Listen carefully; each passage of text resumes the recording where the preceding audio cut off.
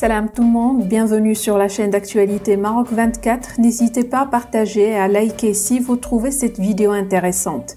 Aujourd'hui, mercredi 25 mai 2022, on a choisi de vous parler de la récente déclaration de l'envoyé chargé des pays du Maghreb au ministère algérien des Affaires étrangères, Ammar Belani, à travers laquelle il a attaqué une fois de plus le Maroc et Israël, estimant que ces deux pays ont le même ADN. L'Algérie n'a toujours pas digéré la reconnaissance américaine de la souveraineté du Maroc sur son Sahara. Si Belani pense que ses propos peuvent intimider le Maroc, il semble au contraire, le Maroc apprécie bien le développement de ses relations avec Israël sur tous les niveaux, preuve en est la toute première collaboration technologique entre le Maroc et Israël qui sera signée au cours de cette semaine et les 13 protocoles d'accord signés hier mardi 24 mai lors de la séance inaugurale du forum Morocco-Israel Connect to Innovate.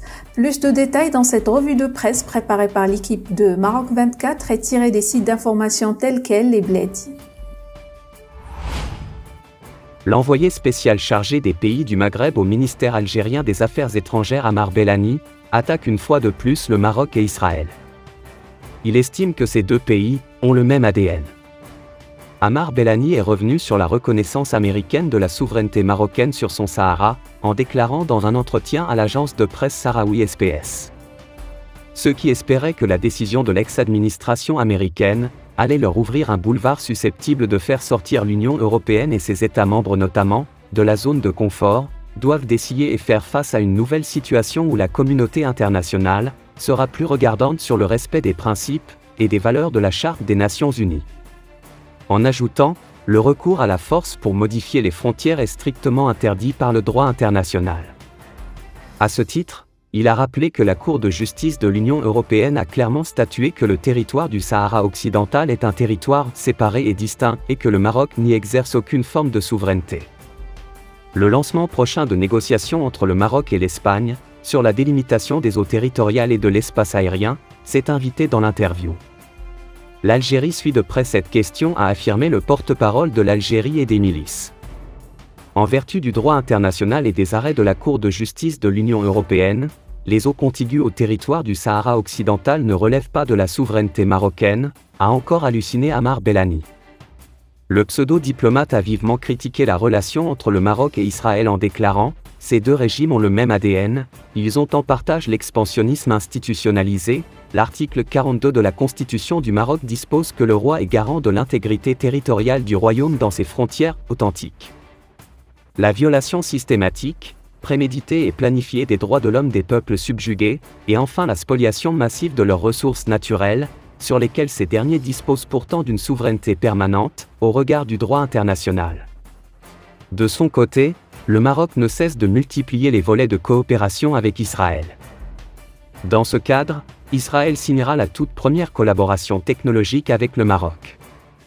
La ministre israélienne de la Science, de la Technologie et de l'Espace, Ori Farkasha Cohen, est attendue aujourd'hui 25 mai à Rabat pour signer un accord relatif à la coopération dans le domaine des sciences et des technologies, avec le ministre de l'Enseignement supérieur, de la Recherche scientifique et de l'Innovation, Abdellatif Miraoui. Cette visite a pour objectif de sceller un accord relatif à la coopération dans le domaine des sciences et des technologies, apprend-on du média israélien Inet News.